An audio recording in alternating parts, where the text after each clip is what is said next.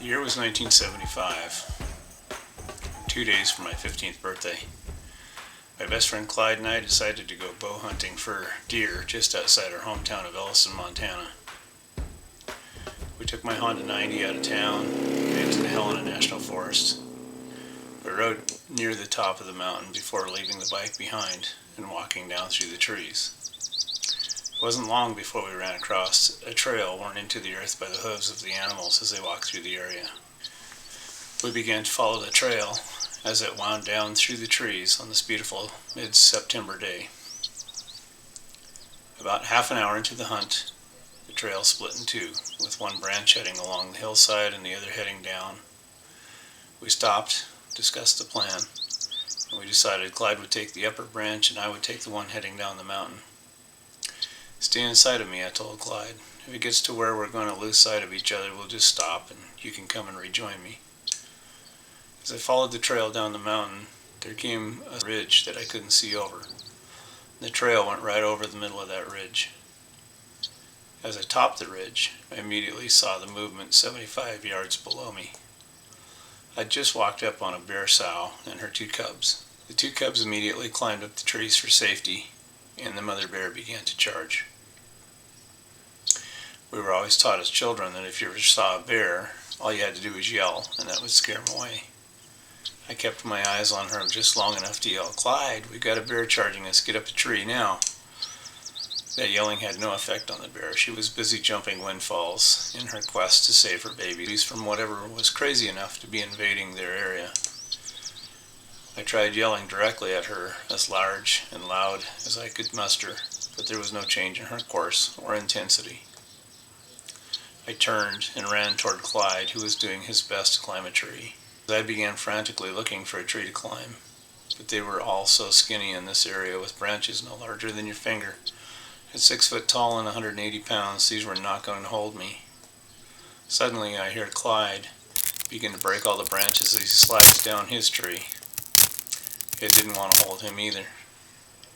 I ran to Clyde, put my bow on the ground, grabbed him by the belt, lifted him back up in the tree. I turned, grabbed my bow off the ground, and immediately saw I was out of time. She was here. She was still coming fast. I pulled my 55-pound recurve bow back, armed with a broadhead arrow, and held it. I was not a great shot with a bow, and I needed to wait until she was really close, so I held the shot. She came up within 12 to 15 feet from me. I was just going to shoot her when she abruptly stopped. I held the shot. She raised up on her back feet, sniffed the air, and growled loudly. She kept growling and looking up to her right and up at Clyde in the tree and then back to me. Clyde was busy talking to her, saying things like, "Please go away. We don't mean you any harm. Please just go back to your cubs." I'm still holding the shot. It's a 55-pound strain holding tension on a recurve bow. They're not like the compound bows that are so popular today. I have no idea how long she stayed there growling and sizing us up, but I was beginning to shake visibly between the shock of what was happening and the tension of the bow. I had decided that if she moved toward myself or Clyde at all, I was going to let her have it.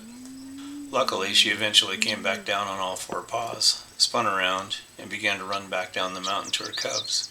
When she got close to them, the cubs came down out of the trees to the ground, and they all began to run back up the hill to our left. They ran in this circular sort of path up our left side, crossing over above us, and then heading down the hill on our right. Suddenly, they dropped out of sight over another ridgeline. I ran to Clyde, reached up, grabbed him by the belt, and pulled him down out of the tree, and we began to run up the mountain toward the waiting motorcycle. Clyde was in full-on jabber mode. "Holy cow, did you see that? That was so close. I thought we were goners for sure." I said, "Clyde, bears don't have the best eyesight, but their hearing and sense of smell are very good. We need to run as fast and as quiet as we can so we can get away from her." "Oh, okay, I understand," he said. We began to run for the bike, and he starts in again. "I just can't believe that. Oh my gosh, we're so lucky." I spun around and I popped Clyde right in the mouth, hoping to jar him to his senses so he'd be quiet. "What did you do that for?" he asked in a not-so-quiet way. "I told you need to shut your mouth and run quietly." "Oh, okay, I'm sorry," he said, and we began to run. and I hear him starting again. At this point I realized just how deeply in shock he was, and I let him jabber the entire way back to the bike. We were both very much in shock and happy to be alive. That was our experience. I hope you enjoyed hearing about it. If you've had a similar experience, share it with us in the comments section below. If you like this story from my life and you want to hear more, please pound that like button and consider subscribing to the channel. Like.